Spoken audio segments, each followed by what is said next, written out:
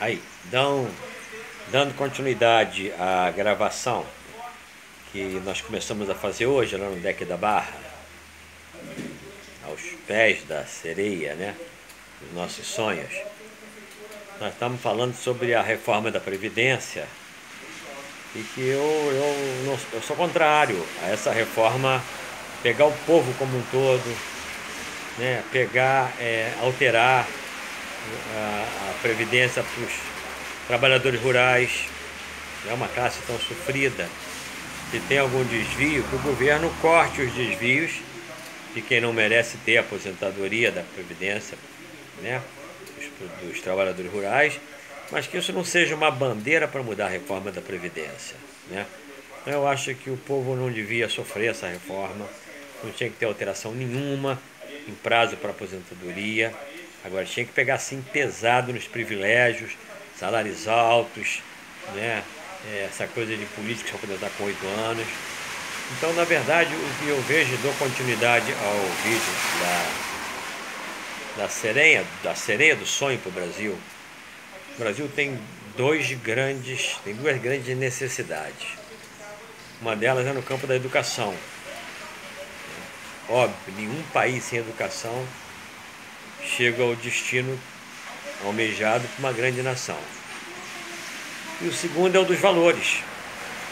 Os valores, trato com o bem comum, o combate pesado à corrupção, à sonegação e essa vergonhosa renegociação da dívida que nós pagamos todo ano, quase 500 bilhões de reais.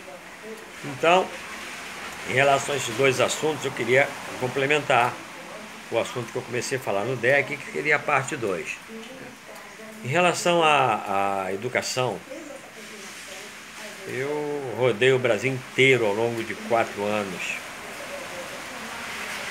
Fomos a quase 60 secretarias de educação, de norte a sul, leste a oeste, estaduais, municipais.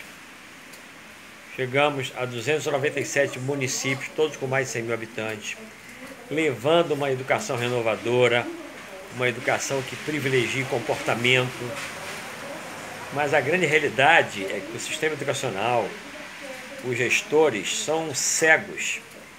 Eles estão assim anos-luz em relação à realidade da educação, que hoje precisa, que é priorizar comportamento.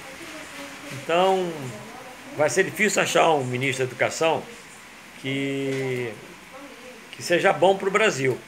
Primeiro que quem estava na educação é leigo, é cego e não sabe que a educação tem que priorizar comportamento e não conteúdo. O conteúdo hoje está disponível na internet na ponta dos dedos. Agora, comportamento não. Então, vai ser difícil achar um ministro da Educação. Mas se pelo menos o governo Bolsonaro, nesses 4 anos, ajudar na educação do povo, e que não se pode roubar, e que tem que se atender o bem comum, né? Tem que prender ladrão, tem que prender corrupto, passivo e ativo, né?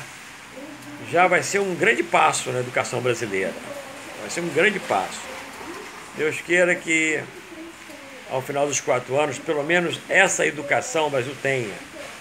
De respeitar o próximo, né?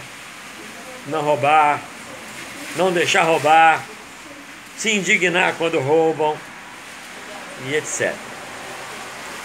E a outra questão é a questão dos valores.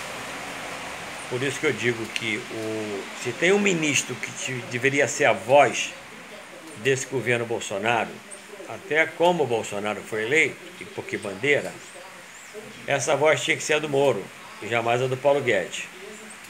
Então, a voz do Moro tem que ser a voz maior, para que todo corrupto vá para a cadeia, para que nós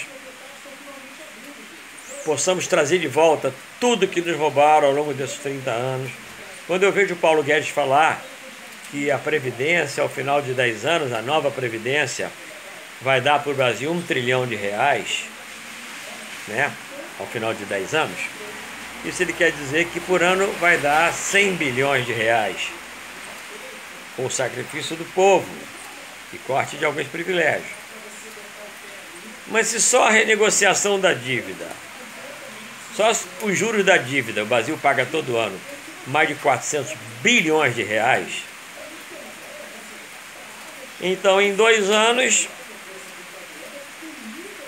só o juro da dívida já consome 1 trilhão de reais. Então, se ele atuasse só no juro da dívida, não precisava falar em reforma da Previdência. E o dinheiro ia entrar muito mais rápido. Esquece o juro da dívida. Eu vou para a segunda parcela. A segunda parcela é a corrupção. A corrupção. Só o Temer agora, a denúncia que fizeram do Temer aí, é 1 bilhão de reais em algumas operações. Já está sendo denunciado no 3º processo, vai para 8. O Cabral, fizeram uma conta aí, o Cabral, 1 bilhão de reais. O Cabral. Isso é o que estão falando, com certeza é muito mais. Agora, se vocês pegarem toda essa corja que está nos roubando desde a época do FHC, são mais de 30 trilhões de reais. E o meu cálculo é 50 trilhões de reais. Então, a prioridade era do Moro. E o Moro ia atrás dessa grana toda.